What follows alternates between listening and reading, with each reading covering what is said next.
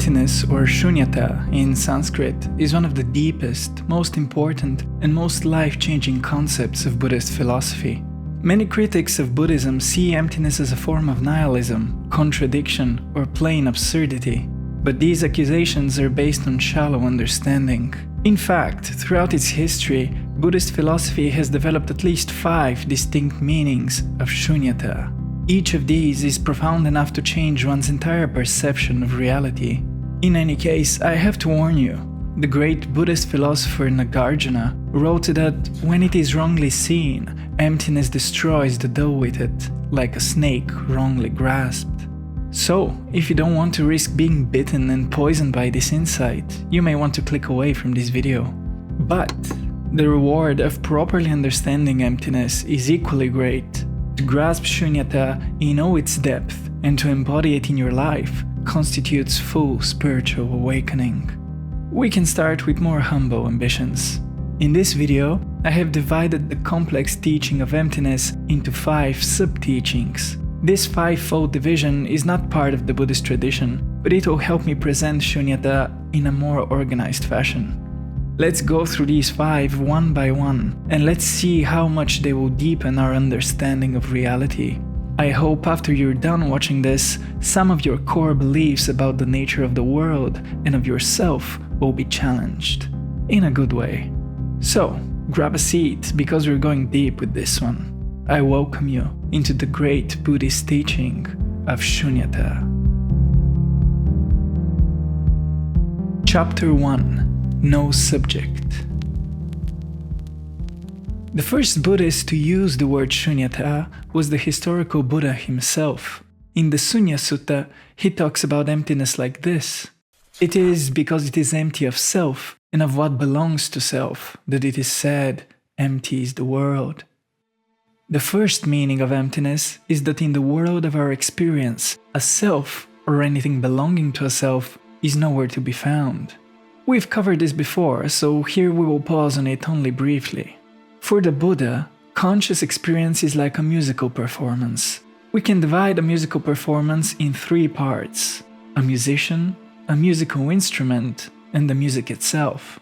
In the same way, conscious experience involves sense objects, sense organs, and consciousness. Music arises when the musician is playing her instrument. In the same way, consciousness arises when sense objects come in contact with sense organs. It is in these 3 components of experience, sense objects, sense organs, and consciousness, that the Buddha says a self cannot be found. Let's examine the act of hearing as an example. When a pianist plays the piano, music is produced. This music is a sense object. If you have healthy ears, these are your sense organs for sounds. When the music from the piano reaches your ears, you hear it. This experience of hearing the music is consciousness. We instinctively say, I hear the music, but this phenomenon of hearing is the result of an automatic chain of causes and conditions, a completely deterministic domino effect. Contact between the pianist and the piano causes the music. Contact between the music and the ears causes hearing of the music. Without a pianist or a piano, there is no music. Without music or ears, there is no hearing of music. In this chain reaction, there is nothing to which we can attribute a self, nor is a self required for all of this to occur. The Buddha says, the ear is empty of a self, or of anything pertaining to a self. Sounds, ear consciousness, and ear contact are empty of a self, or of anything pertaining to a self. He applies the same logic to all 6 senses, including the mind, which he considers a 6th type of sense. Hearing, smelling, tasting, touching, seeing, and thinking are all automatic processes that occur when the right causes appear in the right conditions. The point here is that if you investigate it deeply, you would see your personal experience is actually entirely non-personal. There is no you to whom experience is occurring, no experiencer of experience, only an endless cycle of causes and conditions stretching infinitely back and forward in time. This cycle, as we saw in the video on the 4 Noble Truths, brings us endless suffering and disappointment. And what is the fuel that keeps it running? It is our clinging to what we like and our avoidance of what we don't like. It all has to do with what our self wants. To realize our feeling of being a self does not correspond to anything in reality is the insight that brings suffering to an end. To live one's life in accordance with this insight is what the Buddha called nirvana. This short summary should do for now. If you want a deeper dive into the no-self teaching, I highly recommend you watch my earlier video on it, where we discuss it at length. With this basic idea of what the Buddha meant by Śūnyatā, let's see how the idea evolved through the work of his disciples. In fact, when we get to the fourth meaning of emptiness, you will hear a teaching that seems to contradict all we've just covered. But let's not get ahead of ourselves. For now, we turn to the work of the greatest figure of Buddhist philosophy, second only to the Buddha himself, Nāgārjuna. Chapter 2. No Object. As the Buddhist tradition spread across Asia, it took under its wing many of the greatest minds of the time. These great scholars and monks developed the Buddha's teaching in new directions and in ever deeper sophistication. Perhaps the greatest among these was the 2nd century philosopher Nāgārjuna. It is to him we owe the second meaning of Śūnyatā. If the Buddha said there is no you experiencing things, Nāgārjuna added there are also no things being experienced. Let me explain. I'll use this video you're watching right now to illustrate Nāgārjuna's point. This video is a certain phenomenon, is it not? It is an object in your awareness. Certainly you are watching and listening to something, right? This something we call this video. So far so good. But let's try to draw the boundaries of this phenomenon. Any object must have boundaries defined, otherwise we can't say it is an object separate from its environment. So, let's see where this video ends and the rest of the world begins. This video consists of my voice, the script I've written, images and music. That's a good, low-resolution definition. But let's investigate further. This video could not appear in your experience without the pixels of the screen you're viewing it on, or without the speakers that project my voice. These things are necessary parts of the video, even if they don't appear in it. This video, as an object of your experience, would not exist without your internet connection either, or without the people who installed and maintain your internet connection. As a phenomenon you're experiencing, this video couldn't exist if you didn't have the ears to hear it and the eyes to see it. And these eyes and ears are the products of many causes and conditions, including your mom and dad, evolution, the Big Bang. We must include all these too as causes and conditions for this video being an object of your experience. Also, the ideas, images and music in this video have been produced by a countless number of people. Shouldn't we credit these people too as causes and conditions of this video? The historical Buddha himself is the major factor for this video's existence, so we must include him in the credits too. This list of causes and conditions could go on forever, but I'll stop here before you get bored. You see, there is no point at which we can exhaust the causes and conditions that have contributed to the existence of this video.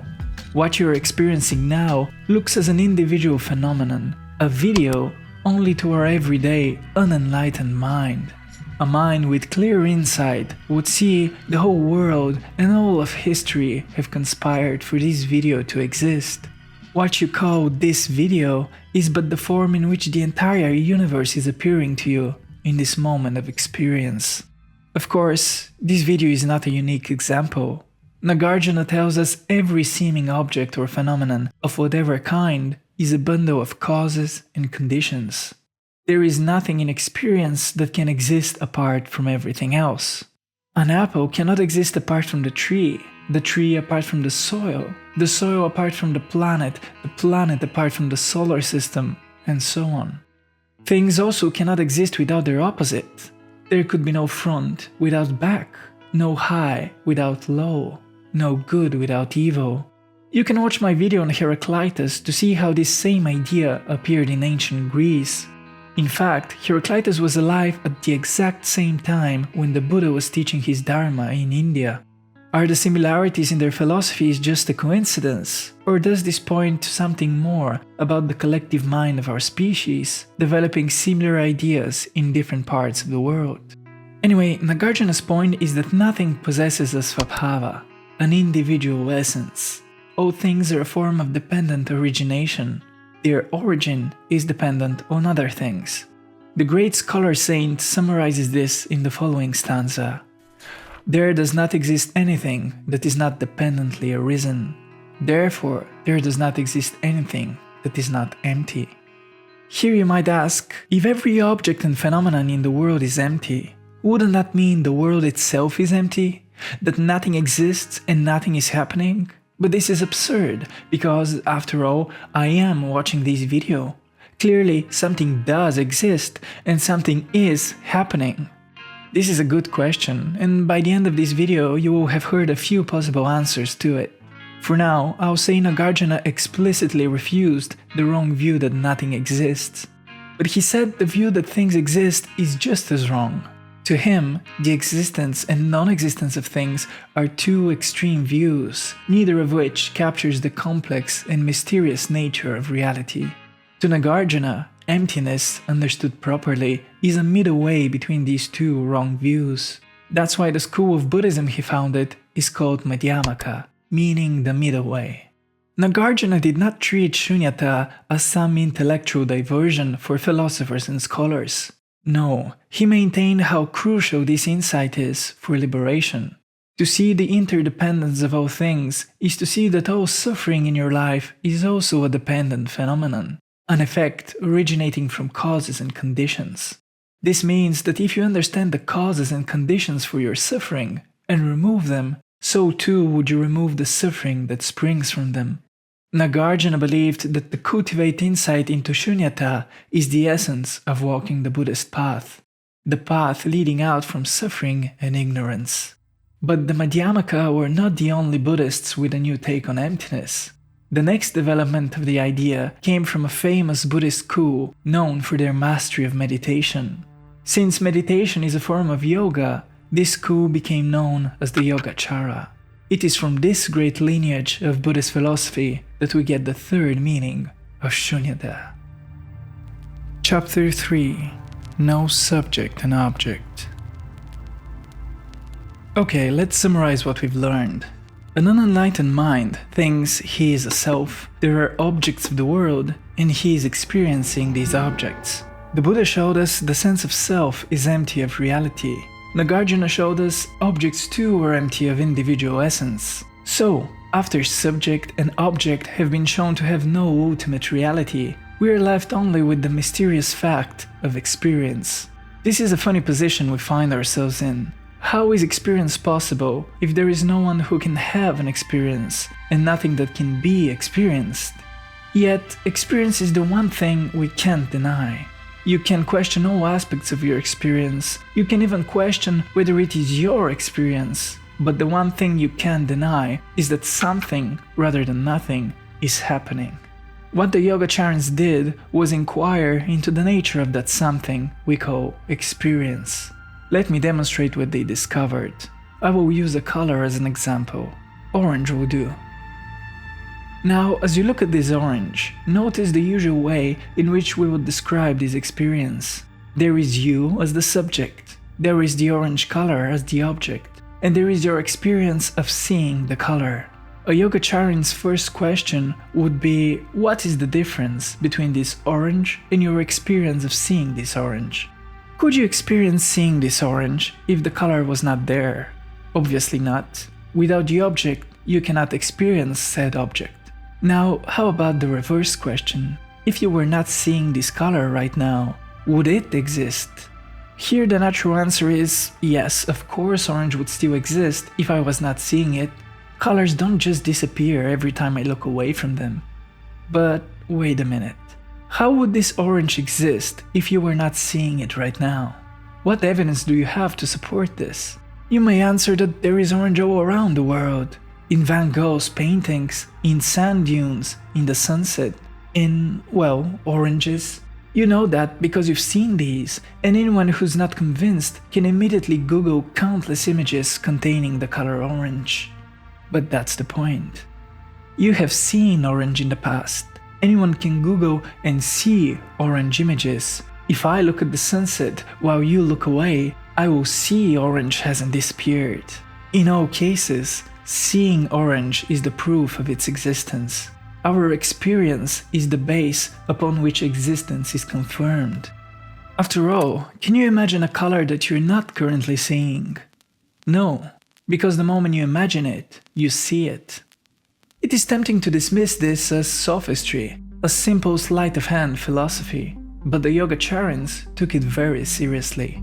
Their deep meditative experience, combined with their philosophical genius, discovered that what we call objects of experience are really inseparable from what we call experience. Orange and seeing orange are like the full and empty halves of a glass. One has no meaning without the other. One cannot be said to exist without the other. The Yogācārans reached the same conclusion about what we call self or subject of experience. Think about it. Would you be seeing this orange if you weren't seeing it? If you had your eyes closed and only I was looking at the orange, would you be seeing it? Well, I think we can all agree your experience cannot occur if, well, you aren't experiencing it. To see something, you have to see it. This is natural enough. But let's again ask the reverse. Right now, look at the orange. Do you exist separately from seeing this orange? If you did, then your seeing this orange would be in one place, and you would be in another. But then you would be experiencing something else, and this orange would be seen by nobody. This is obviously absurd. You see, there is simply no place where we can draw the line between you as an experiencer and your experience. You as an experiencing subject and your experience are completely codependent in your existence. This is like the case of the egg and the chicken. A case of paired opposites which naturally create each other and cannot exist apart. Now, let's see where these findings led the Yogācārans. We have seen there is no boundary between this orange and your seeing it. There is also no boundary between you and your seeing this orange. This would mean that you, this orange, and your seeing this orange are different names for one and the same thing observed from different angles. When the Yogācārans used the term Śūnyatā, they meant that the division of experience into subject and object is empty. Subject and object are like heads and tails, two sides of a single coin. But heads and tails are only conventional terms. In reality, we never find one without the other. Only the coin itself is real and contains in itself all of itself. Any division we may impose on it are artificial labels produced by the duality of conceptual thinking. The indivisible wholeness of heads, tails, and coin is how the Yogācārans understood experience. In the Yogācāra view, all that exists is experience. To the unenlightened mind, reality feels like a subject at one end and an object at the other. But an awakened mind sees the unity of all things in the flow of conscious experience. Reality is the experience of itself. Reality is both that which experiences and that which is being experienced by itself. If you're finding it hard to wrap your head around this, don't worry. It is not something you can wrap your head around. Remember, Yogācāra philosophy is rooted in insight gained through meditation. The Yogācārans said ultimate reality cannot be conceptualized. It is not a thought you can have. It also cannot be spoken or written down, or represented in any way. At best, it can be pointed at, like what this video is hopefully doing. The only true way of understanding ultimate reality is through direct experience. But even here language is misleading. Once you do experience ultimate reality, you are no longer you, and it is no longer it. You experience ultimate reality not as something you are a part of, but as that which you already are, which you always have been. The coin wakes up from its dream of being heads and tails. It declares, like the great Christian mystic Meister Eckhart, "The eye through which I see God is the same eye through which God sees me. My eye and God's eye are one seeing, one knowing, one love." The Yogācārans went even further. What became their most famous claim is that the world we experience is all produced by the mind. They saw all objects, phenomena, and experiences like dreams, mental projections produced by the psyche. No wonder some call this school the depth psychologists of Buddhism. We will leave this profound discussion for another time. For now, you can have a look at my earlier video where I compare the Jungian and the Yogācāra views on the unconscious, a fascinating subject. But let's move on, as we have 2 more meanings of Śūnyatā to cover. Chapter 4. Buddha Nature. We've learned a bunch of Sanskrit words here already. We've learned Śūnyatā, we've met the Madhyamaka school of the Middle Way, and also the Yogācārans. Now, for the 4th meaning of emptiness, I will introduce one last Sanskrit term, I promise, and this is a bit of a mouthful. I mean the Tathāgatagarbha. Let me explain what this word means and why it is so important. We can divide Tathāgatagarbha into 2 parts to make sense of it, Tathāgata and Garbha. The first part, Tathāgata, is a fascinating compound word itself. It can have 3 very different meanings, each of which have been interpreted for centuries. Tathāgata can mean one who has thus come, one who has thus gone, and one who has thus not gone. You don't have to remember these, but know that Tathāgata is how the Buddha most often referred to himself. Whatever the deep meaning of the word is, it is what the Buddha understood himself to be. The second part of Tathāgatagarbha is more straightforward. Garbha means womb, embryo, and core. So, Tathāgatagarbha literally means Buddha womb. Most often it's translated as Buddha nature. Now, why are we discussing this in the middle of a video on emptiness? Well, because the Tathāgatagarbha is one of the most important and revolutionary ideas which evolved out of Śūnyatā. Remember, Nāgārjuna showed us how objects of experience are empty of independent essence. Coupled with the Buddha's teaching of no self, this leaves our picture of reality as both lacking real objects and lacking real subjects. And yet, Nāgārjuna maintained reality is not empty of reality. In other words, there is something, even if it can't be defined in subjective or objective terms. The Yogācārans continued this line of reasoning. For them, what our unenlightened minds understand by the term experience is the closest we can get to a concept of reality. Deep insight reveals you are experiencing and being experienced by experience. The Tathāgatagarbha doctrine is the next step in this line of reasoning. At the same time, it is also a radical break from everything we've covered. Many even call it a heresy. Let me explain. The Tathāgatagarbha teaching tells us ultimate reality can be talked about, as it does possess qualities. What's even more, get this, ultimate reality possesses the qualities of a self. And not just any self, but the capital S self of the Tathāgata. Ultimate reality is the Buddha. Okay, this sounds way too out there, so let's take a step back. Like most Buddhist teachings, the Tathāgatagarbha is rooted in direct experience. So, let's test this teaching against our own concrete experience. Let me ask you a question. What is the difference between you and me? I mean this literally. What makes you one thing and me another? Perhaps we can start with the fact I've made this video and you're watching it. That's one difference. I'm speaking and you're listening. My name is Simeon, and your name, in all probability, is not Simeon. I am also located in Sofia, Bulgaria, whereas you might be anywhere else in the world. We can have differences in age, sex, height, weight, skin color, eye color, education, and so on. We may have different opinions, beliefs, and temperaments. These are some of the things that make us different. Because of these, we can't say you and I are one and the same thing. But here comes the Tathāgatagarbha twist. Making this video is an experience in my conscious awareness. Watching this video is an experience in your conscious awareness.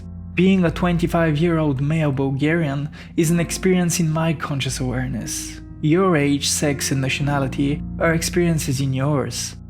You see, all the differences we can list are differences in the content of our awareness.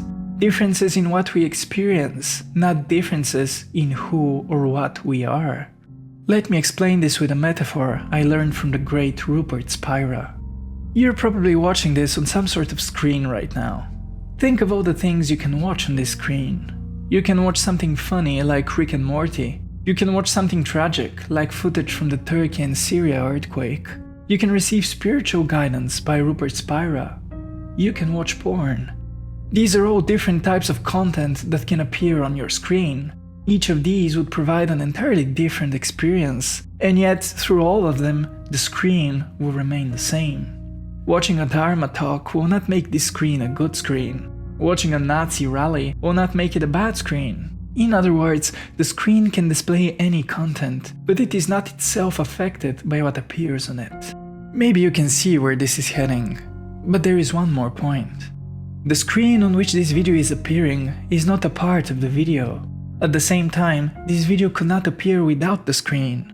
The whole time you have been watching this video, you have been watching the screen, even though the screen itself has never been the subject of the video. Until now. Now this video is referring to the screen on which it is appearing, because I want you to refer to the screen on which you are appearing. I want you to investigate your conscious awareness. Our age, sex, nationality, height, weight, skin color, eye color, education, these appear one way on the screen that is my awareness and another way on the screen that is yours. But what is the difference between your screen and mine? Let's try to define some key qualities of your conscious awareness. First, your conscious awareness is luminous. In other words, it shines light on things. Whatever appears in it is instantaneously perceived, like how an object is immediately reflected when it appears in front of a mirror. Could my conscious awareness lack this quality? No, because then it wouldn't be conscious awareness. Second, your conscious awareness has no preferences. It lacks resistance and attachment. When something pleasant appears, like the taste of Nutella, it is fully perceived and then released. When something unpleasant appears, like the pain of a broken leg, it is fully perceived and then released. Could my conscious awareness lack this detached quality? No, because then I would be only experiencing the pleasant things in life. And let me tell you, that's not the case. Now, don't mistake conscious awareness with the will or the intellect. Your will and intellect may resist or become attached to experiences, but your conscious awareness is that which experiences these resistances and attachments. It is the field in which they appear as objects. Thirdly, your conscious awareness is empty. It can hold any thought, emotion, feeling, and experience because it is itself empty of thoughts, emotions, feelings, and experiences. It is like the space of an empty room, which can be filled with furniture because it is itself empty of furniture. Could my conscious awareness lack this empty, spacious nature? No, because then it would be an object of awareness and not awareness itself. Finally, your conscious awareness is outside time and space. Time and space appear in it as objects, but it itself cannot be located anywhere within time and space. Could my conscious awareness belong to time and space? No, because then it would have form and duration. But at all times and all places, my conscious awareness is always present, here and now. Well, it appears what we call your conscious awareness possesses no quality different from what we call my conscious awareness. When we are comparing two entities and we discover not a single difference between them, we must conclude they are one and the same entity. This entity we here call conscious awareness. The Buddhists called it Tathāgatagarbha.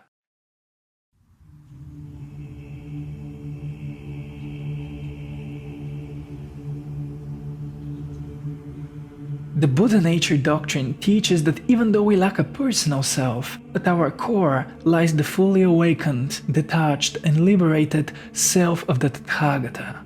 The reason why we ourselves lack these enlightened qualities is that our Buddha nature is obscured by layers of defilements. When this video reminded you that you're watching it on a screen, it did not produce the screen. The screen was already there the whole time, unchanging, fully detached from its content, outside the dimensions of the video, the screen was always there. The same goes for the Tathāgatagarbha. Just like all the videos you can watch will appear on one and the same screen, so too all selves are appearances in one and the same conscious awareness. Yourself, myself, the self of Thich Hanh, the self of Donald Trump, and yes, even the self of Barney, my dog. These are all appearances in the luminous mind of the Tathāgatagarbha. As the Buddha says in the Mahāyāna Tathāgatagarbha Sutra, hidden within the defilements of greed, desire, anger, and stupidity, there is seated the Tathāgata's wisdom, the Tathāgata's vision, and the Tathāgata's body. All beings, though they find themselves with all sorts of defilements, have a Tathāgatagarbha that is eternally unsullied, that is replete with virtues no different from my own. Now, the screen metaphor is just a metaphor, and it can only go so far. This video can talk all day about your screen, but it cannot actually display your screen. In the same way, the Tathāgatagarbha can be talked about, but ultimately it is outside the dimensions of experience. So how can we talk about something we can never experience? Well, because you and I already are that thing.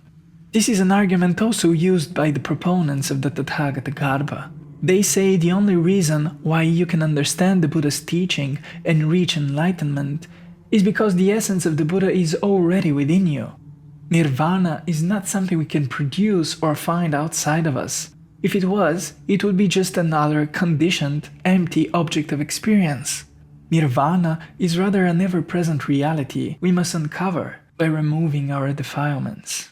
Like a mirror covered with dust, our Buddha nature is always there within us. The goal of Buddhist practice, then, is seen as wiping the dust off the mirror. There are many beautiful images of our Buddha nature in the Tathāgatagarbha Sutra. My favorite is the simile of the honey. It goes like this. The Tathāgatagarbha is like pure honey in a cave or a tree, surrounded and protected by a countless swarm of bees. It may happen that a person comes along who knows some clever techniques. He first gets rid of the bees and takes the honey, and then does as he will with it, eating it or giving it away. Like the honey is surrounded by bees, we all have the Buddha nature inside us, surrounded by defilements. But if we learn the right techniques, we can get rid of those defilements and reach the Tathāgatagarbha. Now again, what has all this got to do with emptiness? Well, some Buddhists believe that the Tathāgatagarbha is the natural completion of Śūnyatā. Others believe it is a perversion of the Dharma and a heresy. Both sides have strong arguments. Without getting too much into it, I should say Nāgārjuna specifically warned against taking emptiness to be some sort of ultimate reality. To him, even the term emptiness is ultimately empty. It only means something relative to our unenlightened, everyday views on reality. Some criticize the Tathāgatagarbha doctrine as a mistaken interpretation of Nāgārjuna's emptiness. Others point to the clear contradiction between the Tathāgatagarbha and the Buddha's original no-self teaching. To them, the Tathāgatagarbha is an alien concept smuggled into Buddhism from other traditions like Hinduism. Also, the scriptures that talk about the Tathāgatagarbha, like the one I quoted, were written centuries after the death of the historical Buddha. This does not mean they don't contain authentic spiritual insight, but I wouldn't bet on them being records of what the historical Buddha actually said. In their defense, the proponents of the Tathāgatagarbha point out that the self of the Tathāgata is an entirely different kind of self from what the Buddha attacked. The Tathāgatagarbha is impersonal and is in no way identical with what we take to be our everyday self. To use the screen metaphor again, the Buddha warned us against believing this video is the screen, or that the screen can be found within the video. The Tathāgatagarbha doctrine simply tells us the screen exists and that the video is only an appearance on it. The Jungians among you might detect here the archetype of the self, in which the ego appears as a complex. We will return to this fascinating comparison in an upcoming video. Another argument for the Tathāgatagarbha is that if reality is empty all the way down, then why would the Buddha waste 45 years of his life teaching the Dharma to empty people living in an empty world? Yes, the Buddha said the everyday world of samsara is impermanent, full of suffering and without a self. But then it is logical that nirvana, being the opposite of samsara, should have the opposite qualities. Namely, it should be permanent, lacking suffering, and possessing a self. The self of the fully awakened, fully liberated Tathāgata. So, which is it? Is there a capital S self or no self? This has remained an open debate for centuries. I invite you to approach it with curiosity and not settle too quickly on any final opinion. I know all of us, at different stops on our path, espouse different, sometimes conflicting views. The Buddha himself, when asked if the self exists, remained silent. Then he was asked if the self doesn't exist. He remained silent still. In the end, I returned to what Niels Bohr said: the opposite of a great truth is another truth. Such is the paradox of life, and no single view can capture it. Chapter 5. No Views. We've seen how Śūnyatā, the doctrine of emptiness, challenges our understanding of ourselves, the objects of our experience itself, and of the ultimate nature of reality. But there is another meaning of emptiness which points in an entirely different direction. This fifth aspect of emptiness is perhaps the most dangerous of them all. But like everything we've covered so far, it also holds the potential to free our minds from ignorance and suffering. I am talking about the emptiness of views. This teaching was first given by the historical Buddha, and it was developed at much greater length by the Mahāyāna philosophers, Nāgārjuna key among them. Yet, strictly speaking, the emptiness of views is not a Buddhist teaching. You might even say it is an anti-Buddhist teaching. In fact, it is not even a teaching at all, but an anti-teaching. Let me explain. From the outset, Buddhist philosophy recognizes two kinds of truth: conventional truth and ultimate truth. Let me demonstrate the difference. It is conventional truth that my name is Simeon, and that I've made this video. It is conventional truth that you're watching this video. Of course, we have seen that things are much more complicated than that. Ultimately, there is no me, no you, and no video.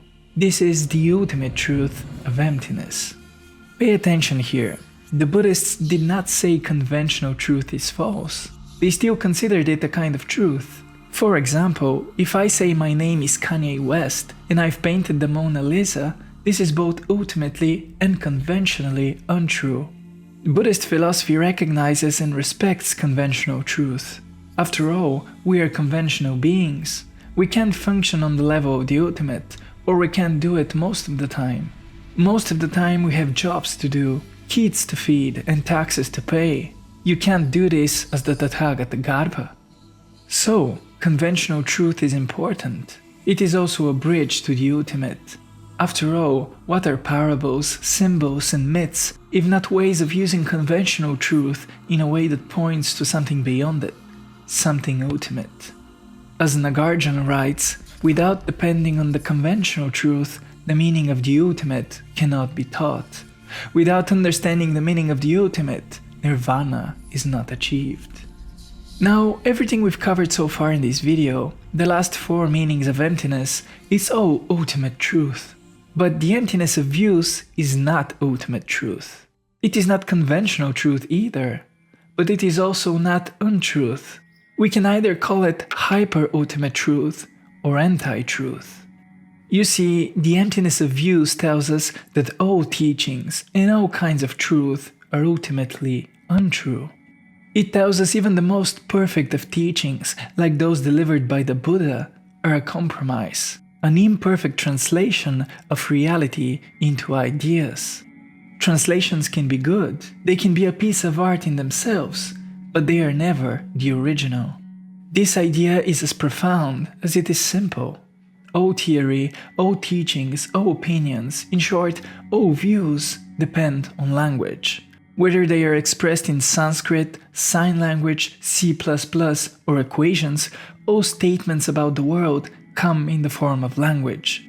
Language takes the infinite complexity of the world and compresses it into semantic units. It thus ends up being a low-resolution map of reality. The emptiness of views is simply a warning not to mistake the map with the terrain it is mapping. It is a reminder that no matter how deep and complete, our theories are always a pale reflection of the true complexity of reality. You could say this is a special case of Nāgārjuna's emptiness of objects. Like how objects lack a svabhava, an independent essence, so too concepts are artificial divisions of reality. The idea of wisdom is inseparable from the idea of ignorance. The notion of purity is inseparable from the notion of defilement. In other words, language is a conventional division of reality into ideas small enough for the human mind to understand. Even the very words of the Buddha, spoken during his deepest sermons, are ultimately conventions, ultimately untrue. Yes, this is controversial, but what's even more surprising is that this is a mainstream Mahāyāna doctrine. In the Mahaprajña Paramita Sutra, or the Large Perfection of Wisdom Sutra, we read, "There is no ignorance and no cessation of ignorance, no suffering and no knowledge of suffering, no cause of suffering and no abandoning of the cause, no cessation of suffering and no realization of cessation, and no path and no development of the path." If you're familiar with the Four Noble Truths, you will recognize this passage refers to them and refutes them. And this is a passage from a major Mahāyāna text. Is this an extreme form of nihilism? Is this telling us we shouldn't bother learning the Buddha's Dharma, since even it, like everything else in life, is meaningless? Did the disciples of the Buddha turn their backs on his teaching? Well, I told you the emptiness of views is dangerous. Like with a poisonous snake, one should be very careful with how one grasps it. But also like the snake's poison, this anti-truth can be used as medicine. The emptiness of views, like all Buddhist doctrine, is aimed at freeing us from suffering. This anti-teaching springs from the insight that much of our suffering in life comes from our views, expectations, and prejudices. In our ignorance, we jump to conclusions far too quickly. Our ideas and opinions give us unearned self-assurance, and we build a sense of self around them. This robs us of the humility we need to continue learning and growing. Rigid views take away our spontaneity, our ability to face life as it is, rather than as we imagine it to be. They close our eyes to the paradoxes of life, which are the wellsprings of true wisdom. One look at the state of the world shows us another danger of growing attached to views. Division, oppression, scapegoating, censorship, war. All these can result from the simple fact that I hold one strong view and you hold another. The emptiness of views is a safety measure. It is a reminder left by the greatest Buddhist teachers, the Buddha first among them, to take the Dharma seriously, really seriously, but not too seriously. To take all teachings, theories, models, philosophies, and concepts seriously, but not as seriously as we take life. It is a reminder that human thinking is simply too linear, too dualistic and naive to capture ultimate truth. Perhaps this same idea drove the philosopher Ludwig Wittgenstein to conclude, "Whereof one cannot speak, thereof one must remain silent." In later Buddhist tradition, there is the image of a finger pointing at the moon. A reasonable person will know the moon is what the finger is pointing at. An ignorant one will think the finger is the moon. The emptiness of views is not nihilism. It does not tell us there is no truth in life. It is simply a warning not to mistake the moon with the finger pointing at it, not to mistake life with our ideas about it. Like the Yogācāra in Śūnyatā, the emptiness of views tells us ultimate truth cannot be communicated. To reach ultimate truth, one has to experience it for oneself. In this sense, ultimate truth is the most private of things. Shortly before dying, the Buddha encouraged his disciples with the following words: "Monks, be islands unto yourselves, be your own refuge, having no other. Let the Dharma be an island and a refuge to you, having no other. I believe the Buddha was not telling his disciples what they should be, but what they already are, what we all already are. The seeker of truth walks a lonely path. He can have companions, enemies, teachers, disciples, but in the end, he encounters truth alone in the wilderness of his heart. But truth requires space. It fills you only to the degree that you are empty of falsehood and half-truths. Even the idea that there is some great, final, ultimate truth must be surrendered if indeed you wish to be filled by the great, final, and ultimate truth.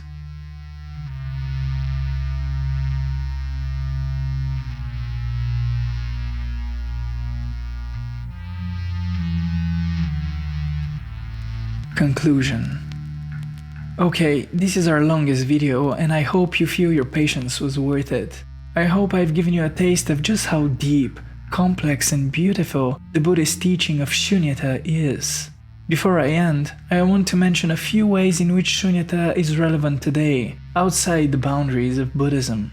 First and foremost, by now you've seen emptiness is really a teaching about the interconnectedness of things. It is not a denial that anything exists, but a denial that anything exists on its own.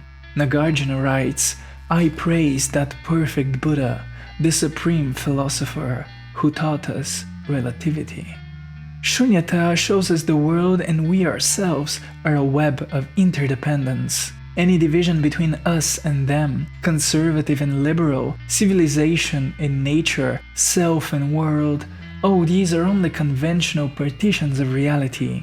A deeper perspective on the world sees the interconnectedness and necessity of all objects and phenomena.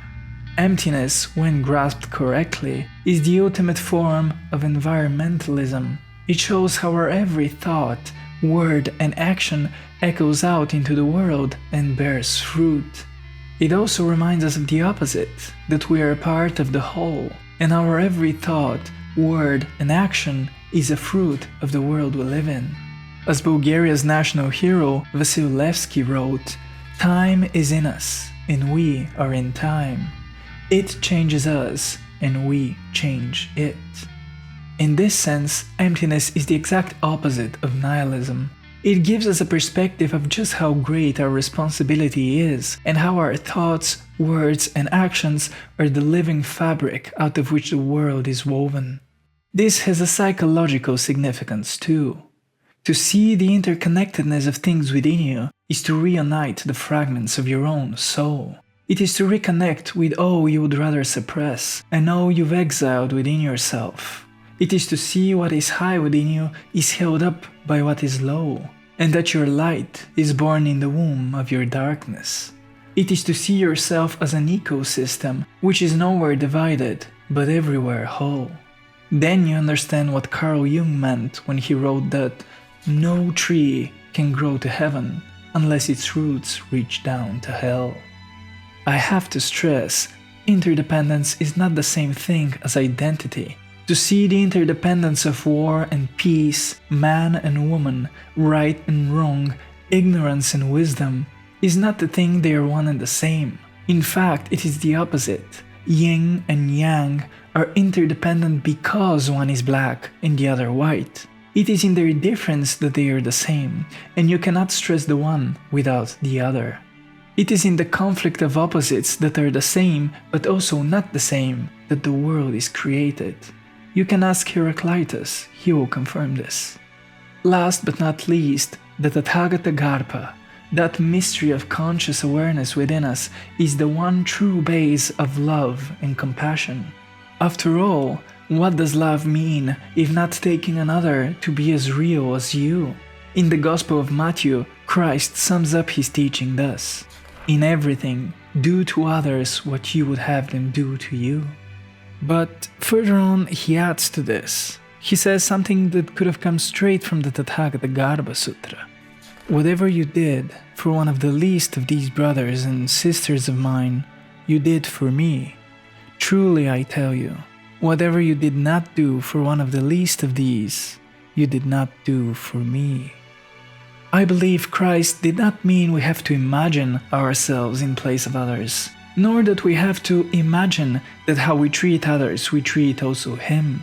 I think He was pointing to a profound fact of reality, the fact that you, me, Christ, the Tathāgata, that we are all one and the same, timeless, unlimited, inconceivable thing. Only the temporary appearances of the world conceal this thing. Thus it appears as the impermanent, limited, and concrete individuals we believe ourselves to be. But who knows? In the end, even this concealment of ultimate truth, even this confusion of the eternal with the temporary, the unlimited with the limited, wisdom with ignorance, the self with the world, perhaps even this is nothing other than the pure, direct experience of ultimate truth. As the Heart Sutra says, all phenomena bear the mark of emptiness. Their true nature is the nature of no birth, no death, no being, no non-being, no defilement, no purity, no increasing, no decreasing.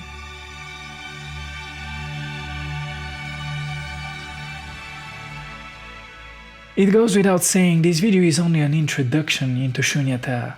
Emptiness has been developed in unbelievable depth for centuries by many great minds. For this reason, I have included some additional study resources in the video description. Follow these if you wish to learn more. This video took me weeks of work, and I hope it brought you something of value. If it did, I invite you to support my work through Patreon, PayPal, or becoming a member here on YouTube. Or, if you prefer non-financial support, please do share this video with people who would enjoy it. This would be a tremendous help too. I thank you for spending your time here with me, and I wish you all the best. And remember, what you seek is seeking you. See you next time.